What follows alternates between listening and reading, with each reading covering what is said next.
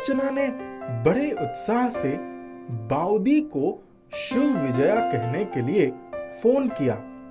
बहुत देर बाद उनके छोटे बेटे ने फोन उठाया और बोला, काकी माँ मेजादा मारा गेचे। ये खबर सुनकर अर्चना की आंखों से आंसुओं की धारा बहने लगी। पूरा अतीत चलचित्र की भांति आंखों के सामने घूम गया। मिसेस बैनर्जी एक साधारण से कद काठी वाली महिला थी। सांवला रंग, तीखे नैन नक्श, लंबे घने काले बाल, होठों पर मुस्कान, माथे पर बड़ी सी लाल बिंदी, कुल मिलाकर एक आकर्षक व्यक्तित्व की स्वामिनी थी मिसेस बैनर्जी। अर्चना जब पहली बार उनसे मिली तो वो उनके बात करने के तरीके से ही उनको अंतर्गत सहेली बना बैठी। उसके पिता और मिस्टर बैनर्जी कोलकाता की एक ही ऑफिस में कार्यरत थे। अर्चना की 2 प्यारी प्यारी बेटियां थी और मिसेस बैनर्जी के 2 बेटे थे। दोनों परिवार एक ही बिल्डिंग में रहते थे। सभी लोग उन्हें दादा और बाउदी ही बुलाया करते थे। कुछ ही दिनों में दादा का ट्रांसफर लखनऊ हो गया और वो अकेले ही चले गए।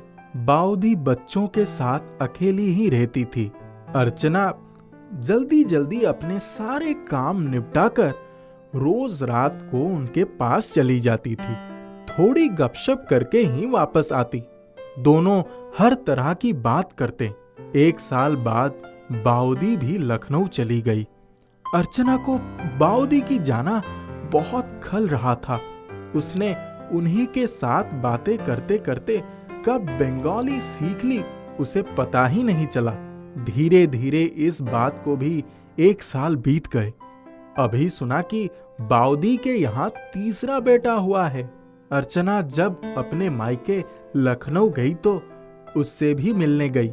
बाउदी बहुत खुश हुई थी। सारे दुनिया जहान की बातें करके भी दोनों का मन नहीं भरा था।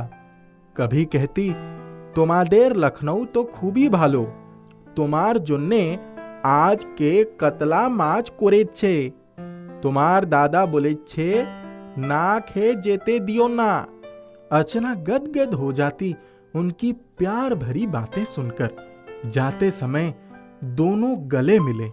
इसके बाद अर्चना वापस आ गई। कुछ समय बाद ही दादी का ट्रांसफर फिर से कलकत्ता हो गया, लेकिन तब तक अर्चना वहां से जा चुकी थी। कुछ समय बाद ही दादा का ट्रांसफर फिर से कोलकाता हो गया, लेकिन तब तक अर्चना वहां से जा चुकी थी। लगभग 10 साल के बाद अर्चना के पिता का ट्रांसफर कोलकाता हो गया और फिर दोनों एक ही बिल्डिंग में रहने लगे। बच्चे बड़े हो गए थे। अर्चना का भी एक छोटा बेटा हो गया था। बाउदी को तो जैसे अर्चना के बेटे के रूप में खजाना मिल गया था। जैसे ही उनका काम खत्म हो जाता फोन करती, अर्चना छोटू की करेछे, ओके एकटू आमार काछे निये आसबो। अर्चना बेटे को भिजवा देती। छोटू उनका दिया नाम था। वो कभी उसके असली नाम से नहीं बुलाया करती थी। छोटू के कितने कपड़े उन्हीं के घर में पड़े रहते। जब कभी अर्चना के घर में बाउदी बैठकर गप सड़ाके में मशगूल रहती तो उनका बेटा आकर कहता, काकी मैं छोटू एकटा पेट दाओ हिसी करेछे।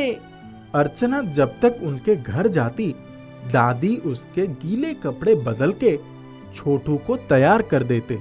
दोनों ही परिवार बिल्कुल घर जैसा ही था। बाउदी बहुत पढ़ी लिखी थी। अपने बच्चों को वो खुद भी पढ़ाती। बांग्ला साहित्य और अंग्रेजी पर उनका पूरा अधिकार था। एक बेटा 12वीं में था, दूसरा 10वीं और तीसरा 5वीं में था। बाउदी साथ में ट्यूशन भी करती। अपने बच्चों के भविष्य के पीछे पागल रहती। किसी उत्सव या निमंत्रण में बड़ी मुश्किल से जाने के लिए तैयार होती।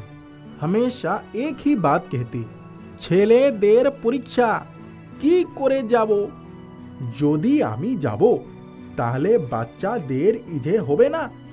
अर्चना के बच्चे जब कभी स्कूल नहीं जाना चाहते, पेट दर्द या सिर दर्द का बहाना करते, तब वो अर्चना को समझाती, জানো যদি বাচ্চারা কোনো দিন স্কুল না যেতে চাহে ছুটি করে দাও।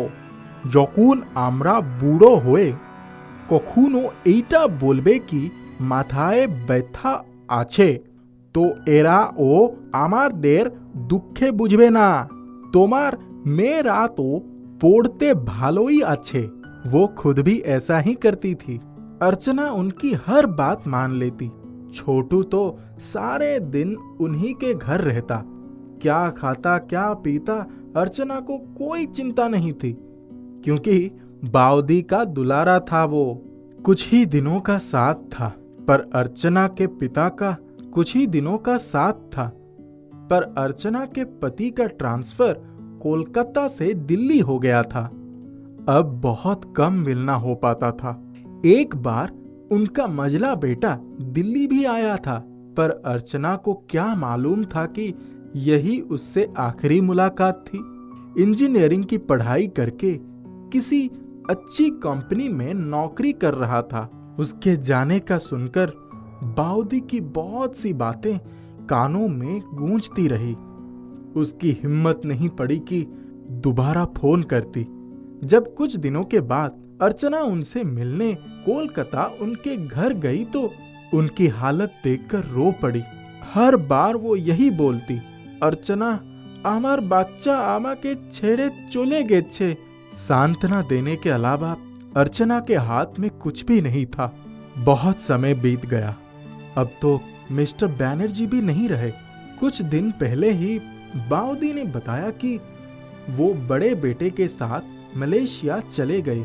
अर्चना ने सोचा कि चलो कुछ समय के लिए ही सही उस घर से दूर रहेंगी तो पुरानी स्मृतियों को भूल पाएंगी।